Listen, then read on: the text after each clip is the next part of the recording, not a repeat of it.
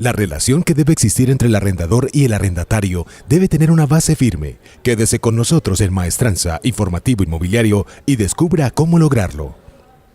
La relación que existe entre arrendador y arrendatario tiene que ser equitativa y con una excelente comunicación, pues no solo ayudará a extender el contrato entre estos dos, sino que traerá beneficios económicos para ambas partes. El contrato de arrendamiento es un contrato por medio del cual ambas partes se obligan recíprocamente, la una a conceder el goce del inmueble y a la otra a pagar un precio por ese goce. Está establecido en la Ley 820 del 2003, asimismo en concordancia con el Código Civil y con el Código de Procedimiento Civil. Este contrato se puede hacer de manera verbal o de manera escrita.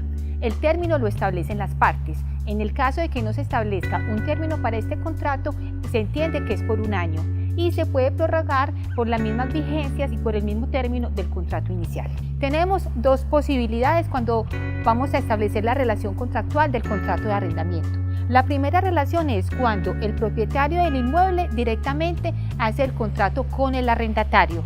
Y hay una segunda opción, es que la agencia inmobiliaria sea quien realice el contrato de arrendamiento con el arrendatario. Cuando sucede este caso, el propietario del inmueble debe realizar un contrato con la agencia inmobiliaria.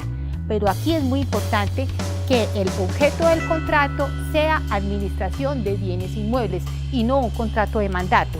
¿Por qué? Porque para poder establecer así, en el caso del incumplimiento del mismo, quienes están legitimados en la causa para poder actuar frente al incumplimiento del mismo. Es muy importante establecer cuáles son las características del contrato de arrendamiento. Algunas de ellas es que es un contrato bilateral. ¿Por qué? Porque es entre dos personas, arrendador y arrendatario. Pero uno de los más importantes que es un contrato donde es un contrato de libre discusión, es decir, que lo que se refiere a las cláusulas del contrato podrían ser analizadas por las partes. Ya mirando en sí la esencia del contrato, debemos ver que este tenga todos los elementos de su esencia y sea un contrato válido, que tenga bien la nomenclatura del inmueble, las partes del contrato, el domicilio, la fecha en que vas a pagar el canon de arrendamiento, la fecha en que se va a entregar el inmueble por parte del arrendador.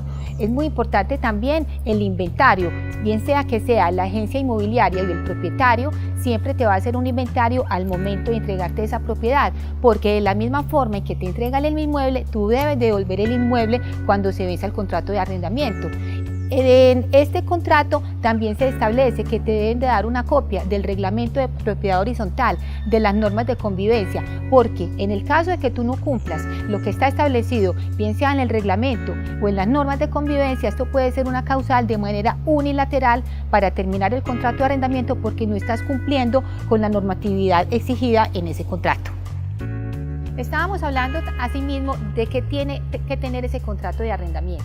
Es muy importante tener muy claro cuáles son las obligaciones del arrendador, cuáles son las obligaciones del arrendatario, cuáles son las causas por las cuales se puede determinar de manera unilateral, tanto por parte del arrendador o el arrendatario, lo cual está establecido en la Ley 800 del 2003, en la Ley 820 del 2003 o en el Código Civil o en el Código de Procedimiento Civil, porque de acuerdo a ello, en un momento determinado, cualquiera de las partes podría alegar su derecho de terminar el contrato porque no se están, digamos, dejando ejercer los derechos o las obligaciones que están establecidas en el mismo.